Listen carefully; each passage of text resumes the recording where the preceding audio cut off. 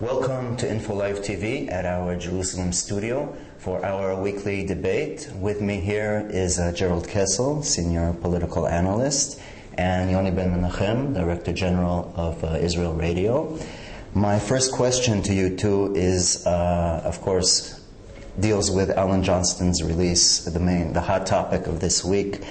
In your opinion, Jerrold, how does Johnston's release affect the issue of Gilad Shalit, and how will it affect Hamas's international standing and legitimacy? There's no doubt that the way Hamas has handled this, the Johnston affair, and making sure that under its tutelage he was released, has added to its international standing. Now, the British, for instance, who were directly affected, a BBC man, were quick to say that while they hailed Hamas's role, this did not change Hamas's standing with the British government, and the decision that has been taken in Europe to treat Hamas as a terror organization and therefore not part of any negotiations.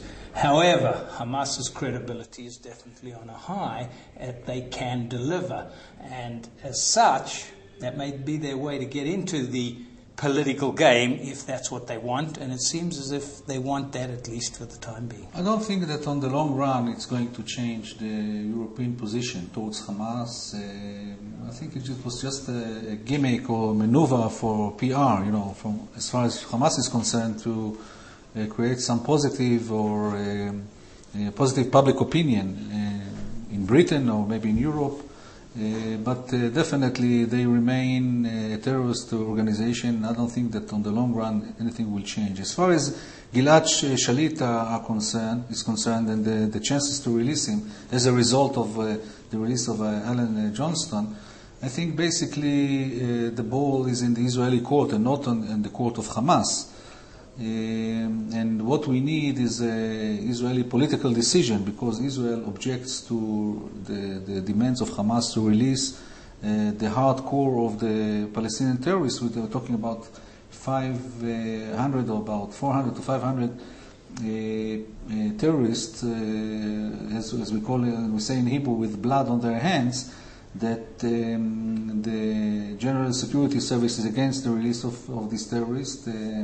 And what is needed is a political decision. If once there will be a political decision as far as the cabinet is concerned, then the release of Gilad Shalit can go ahead. But until this moment, as far as I know, the political echelon in Israel objects the release of the hardcore of the terrorists that Hamas demands, and this is why I think there will be nothing going on as far as the release of Gilad Shalit. The relevant question is again an Israeli decision as much a European and an American decision. Do we deal with Hamas at all? What Hamas has done here with Alan Johnston won't directly lead to a change, but if Hamas intends to do something different, then there will be the same imperative of Israel and of the West in general to make a decision on whether it's continuing to say Hamas never, never, never, because it is not just because of its ideology, but because of its actual designation as a terror organization. That will become the key,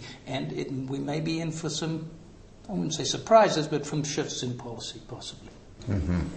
Yoni, in your opinion, should Israel's response to the Hamas takeover of the Gaza Strip be limited, as it is at the moment, to diplomatic isolation, limited incursions, and strengthening Abbas in the West Bank? Or do you see a large-scale ground operation as a necessary step in the future? I think eventually everybody knows that it's only a matter of time until there will be a big military operation in Gaza.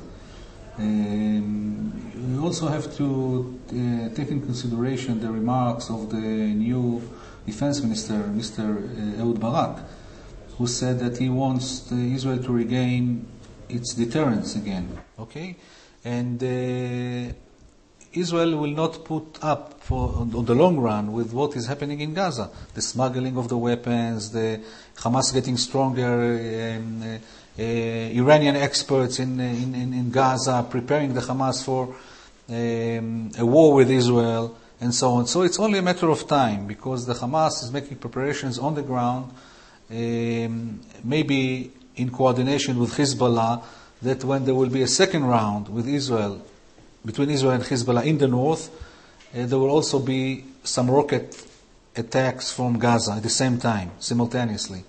And this is a big danger for Israel. And eventually Israel will have to go into Gaza for a military operation on a large scale in order to destroy the military infrastructure that was built after the disengagement from Gaza for the Hamas and for the other Palestinian factions. So it's a matter of time only. Right now, I think Israel will sit and wait until the right minute will come, or even if it will not be a planned moment to attack Gaza, Israel can be dragged into it. If another or some Israeli soldiers will be kidnapped by the Hamas, if there will be a rocket attack on Sderot and there will be a lot of Israeli casualties, Israel will have to respond and will have to go into Gaza. So it's only a matter of time. I think there's a consensus in Israel now that the concept of disengagement failed. Of unilateral withdrawal from South Lebanon, from Gaza, and the military contingency plans are talking about a big operation in Gaza, dismantling the infrastructure of Hamas, and then withdrawing and staying in the north of Gaza for a security zone that will guarantee that there will be no Qassam rockets towards Israel. This is the contingency plans. And I think eventually Israel will have to do it, because I don't see any other solution to dismantle the military infrastructure, which is a growing threat to Israel's security. Yeah, but then you're suggesting two things. One level is Israel will take whatever military measures are necessary to curb the Hamas threat from Gaza. Right. That's on a tactical level. That does not counter what you afterwards said, that Israel made a mistake of disengaging militarily from Gaza, and that therefore has to go back and No, I didn't say it made a mistake. I think that there is a consensus after what happened. Is that the unilateral withdrawal from South Lebanon. And I think it's improved Israel's situation no end. Okay. And I think a lot of people, there's a confusion because the rockets are flying, because it's difficult sometimes to have soldiers kidnapped across a border, that the conception of disengagement, there's a confusion between the conception of disengagement and the results on the ground, whether today, tomorrow, or even long term in the need to go into Gaza. I didn't say that it's a mistake to withdraw. I say that you have to withdraw maybe within the framework of an agreement with the other side. But if you withdraw unilaterally, you only put the Israel in more danger, because there's nobody there to keep the security after you withdraw. But I'm contending that if you'd have tried to withdraw unilaterally, not withdrawn unilaterally, perhaps it should have been coordinated, yes, but if Israel had not withdrawn, Israel would have been in a far worse situation, even if it had been. Because Israel was in a situation, we tend to forget that. And that's what I think the whole disengagement philosophy was not about advancing Israel towards peace between the Israelis and Palestinians, but fighting Hamas on better terms outside Gaza. Now, to say we're going to go back into Gaza, if as you say, that is the argument being used in widespread, that would be a mistaken, a double mistake. A mistake where the strategy, perhaps the tactics didn't work all that well in the way disengagement took place, but the philosophy of disengagement was a very positive one. Because I don't see any other way to dismantle the military infrastructure of Hamas without going in. There's no other way. You cannot do it from outside of Gaza. You cannot dismantle the military infrastructure from outside. We're trying to do it now, and we're failing. We're not succeeding. One moment. Regarding such a large-scale operation in the Gaza Strip, Ehud Barak, as you both know, is much more experienced than his predecessor.